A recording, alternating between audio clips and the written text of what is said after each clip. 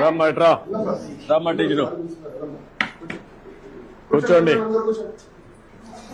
Okay, parents కి బెంచ్లు ఇచ్చి మీరు కింద కూర్చున్నారా?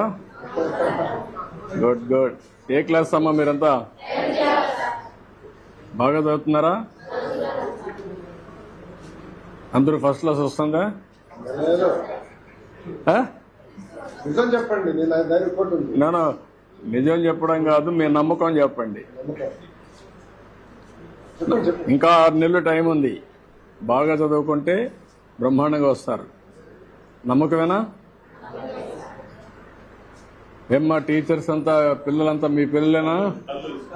తల్లులంతా కూడా తండ్రులు తక్కువ వచ్చారే, పనికి వెళ్ళిపోయారా? ఎంతమంది తండ్రులు అలా చేలిపోయి ఎత్తండి. పిల్లలు మీరు కాదు, పిల్లలు ఎత్తారు. మీ తండ్రి రాని వాళ్ళు చేలి పైకెత్తండి. తప్పేం లేదమ్మా, తప్పేం లేదు. ఓకే, 2, 4, 6, 8, 10, 12, 14, 16, 17. ఓకే, తల్లులు రాని వాళ్ళు చేలి పైకెత్తండి. మీ అమ్మ రానివాడు, తల్లి రానివాడు ఒకరేనా? ఇద్దరు. మీరు పెద్దయినా ఒక పని చేయండి, మీ తండ్రికి మాత్రం సహకరించద్దండి, వాళ్ళని సరిగా చూసుకోవద్దండి. ఎందుకంటే మీ పట్ల వాళ్ళు కూడా చూసుకోలేదు కదా. ఏంటమ్మా మీరంతా మీ ఇంట్లో వాళ్ళు పనికి పోయారు కాబట్టి మీరు వచ్చారా? అంతేనా? లేకపోతే పిల్లలు చూసుకునే బాధ్యత మీకే చెప్పేశారా? అదేం లేదా? ఎప్పుడన్నా భార్య భర్త కూర్చొని పిల్లల గురించి మాట్లాడారా? ఆలోచిస్తున్నారా? ఎన్ని రోజులకు ఒకసారి ఆలోచిస్తున్నారు? చెప్పం ఫ్రాంక్గా, నేను అడిగేది. చాలా తక్కువ అమ్మా. అంటే మీరు ఆస్తుంది, వ్యాపారం ఉంటుంది, ఇలాంటి ఉద్యోగం ఉంటుంది, కానీ పిల్లలే మీ ఆస్తి. వాళ్ళు పెద్దయి బాగా ప్రయోజకులైతే మిమ్మల్ని సరిగా చూసుకోవడమే కాకుండా వాళ్ళ జీవితాలు బాగుపడతాయి. వాళ్ళ కోసం మీరు కష్టపడుతున్నారు. అలాంటప్పుడు ఆ పిల్లల చదువు ఎట్లుంది? చదువు అనేది పెద్ద ఆస్తి. నాలెడ్జ్ ఎకానమీలో పిల్లలకు చదువు అనేది చాలా గొప్ప ఆస్తి. అది దాన్ని ఎంత పెంచితే అంత ఉపయోగపడుతుంది మీకు. దేశం అభివృద్ధి అవుతుంది, ఆదాయాలు పెరుగుతాయి.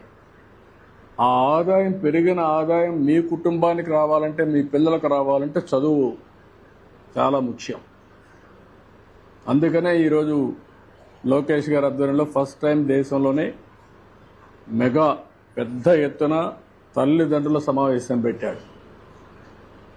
కనీసం మీలో ఒక ఆలోచన విధానాన్ని మార్పు తీసుకురావడానికి, మీ పిల్లల్ని పెంచి పోషించడమే కాకుండా వాళ్ళ మీద ఖర్చు పెట్టడమే కాకుండా ప్రయోజకులు చేయడం మీ బాధ్యత.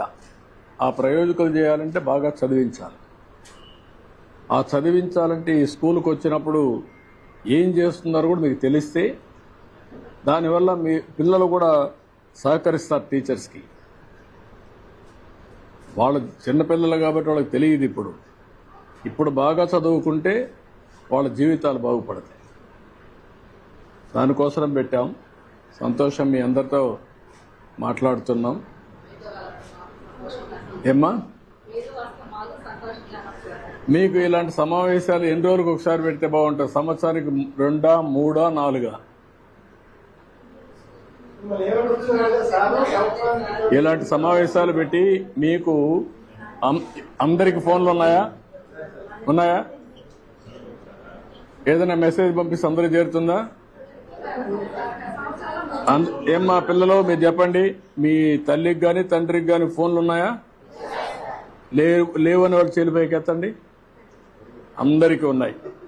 కాబట్టి నేను 30 ఏళ్లకు మునుపు ఆలోచించాను ఫోన్లన్నీ. ఇప్పుడు అందరికీ ఫోన్లు వచ్చేసాయి. ఇప్పుడు ఆ ఫోన్ వచ్చిన తర్వాత ఇప్పుడు నెలవారీగా మీరు పరీక్షలు పెట్టినప్పుడు కానీ మీ పిల్లలు స్కూల్కి రాకపోతే కూడా మీకు పంపిస్తారు. ఈరోజు రాలేదనుకోండి, చెప్పకుండా మీకు మెసేజ్ వచ్చేస్తుంది. మీరు దానిపైన పిల్లల్ని అడగచ్చు. అదే సమయంలో మీరు పరీక్షలు రాస్తానే ఎన్ని మార్కులు వచ్చా కూడా ఇంటికి పంపించేస్తాం. ఏమంటారు? బాగానే ఉంటుందా, బాగుండదా? ఎందుకు? మళ్ళీ మీ ఇంటికి పోతే మీ అమ్మ నన్ను అడుగుతారు కదా, అప్పుడు చెప్పాలి కదా. పర్వాలేదా? అవసరమైనా అవసరం లేదా? అవసరం వాళ్ళు జైలుపైకి ఎత్తండి పిల్లలు. అవసరం అనేవాళ్ళు లేదనేవాళ్ళు మీ అమ్మ కొడుతుందనా? ఓకే. అందరికీ వచ్చినామా? మేడం గారు అందరికీ అన్ని ఎక్స్ప్లెయిన్ చేశారు, అన్ని చెప్పారా? ఏ సబ్జెక్టులు ఎన్ని మార్కులు, అటెండెన్స్ అన్ని. ఇప్పటి నుంచి మీ ఆరోగ్యం కూడా చూస్తాం.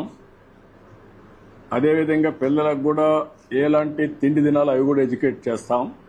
పౌష్టికాహారం ఇవన్నీ కూడా, అంటే వ్యక్తిగతంగా పనికొచ్చే పనులన్నీ, వాళ్ళ ఆరోగ్య విషయాలు కూడా ఎప్పటికప్పుడు అనలైజ్ చేసి దానిపైన కూడా వాళ్ళని ఎట్లా బాగు చేయాలి, ఆరోగ్యంగా ఎట్లా పెట్టాలి, చిన్న చిన్న ప్రాబ్లమ్స్ ఉంటే అవన్నీ ఎట్లా అడ్రస్ చేయాలి, అవన్నీ కూడా చేపిస్తాం. మీలో కావాల్సింది ఇంకొంచెం ప్రోయాక్టివ్గా ఉండాలి మీరు. అంటే ఏదైనా పంపిస్తే సీరియస్గా తీసుకొని ఎప్పుడు కూడా ఒక చిన్న ఇది జరిగినా అప్పుడే కరెక్ట్ చేస్తే భవిష్యత్తులో మళ్ళీ అలాంటి జరగవు.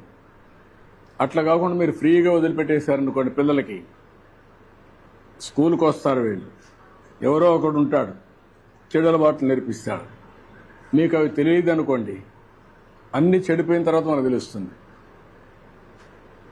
అప్పుడు మన చేతుల్లో ఉండదు. ఇప్పుడు గంజాయి ఉంది, డ్రగ్స్ ఉన్నాయి, అవన్నీ ఉక్కుపాదంతో పోతున్నాం, అన్నీ కొట్టేస్తాం. అదన్నీ అయినా కూడా ఎక్కడన్నా ఒకటో రెండో ఉంటే మీకు తెలిస్తే కంట్రోల్ అవుతారు. ఆ విషయం కూడా మీరు గుర్తుపెట్టుకోవాలి. ఇప్పుడు ఏజెన్సీ ఏరియా ఉంది, పాడేరు ఏరియా, అక్కడ గంజాయి పండిస్తారు. అది ఎంత తయారైపోయింది, దేశానికి పంపిస్తున్నారు, ఊరూరికి జరిపోయే పరిస్థితి వచ్చింది. అందువల్ల వచ్చినప్పుడు ఏం చేస్తారు, ఒక్కసారి ఎవరో ఇస్తారు, తీసుకుంటే మత్తుగా ఉంటుంది, ఇంకా దానికి అలవాటు అయిపోతారు. అక్కడి నుంచి సమస్యలు వస్తాయి. ఒక స్టేజ్ వచ్చిన తర్వాత మళ్ళా పిల్లలు కూడా మన చేతుల్లో ఉండరు. కాబట్టి ఇవన్నీ ఉన్నాయి. అదే మరి సెల్ ఫోన్లు కూడా ఎక్కువ కూడా వాడకూడదు పిల్లలు. ఎంతవరకు వాడాలనో అంతవరకే వాడాలి తప్ప సెల్ ఫోన్లు ఎక్కువ వాడారనుకోండి, దానివల్ల కూడా లేనిపోని కొత్త తప్పుడు ఆలోచనలు వస్తున్నాయి. అవి కూడా కంట్రోల్ చేయాలి. టెక్నాలజీ చాలా ఉపయోగపడుతుంది. ఆ టెక్నాలజీ వల్ల కూడా దుష్పరిణామాలు ఉన్నాయి, చెడు అలవాట్లు వస్తాయి, ఎన్ని వస్తాయి.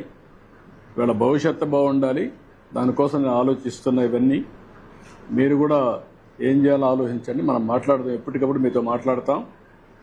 మీకు కూడా ఇన్ఫర్మేషన్ నేను కూడా తెప్పించుకుంటాం, మినిస్టర్ గారు కూడా తెప్పిస్తారు. మీ అభిప్రాయాలు కూడా, మీ అభిప్రాయాల ప్రకారం మీ పిల్లల్ని బాగా చదివించాలనేది మా ఆలోచన, సింపుల్గా. ఓకే, రండి మీటింగ్లు పోదాం.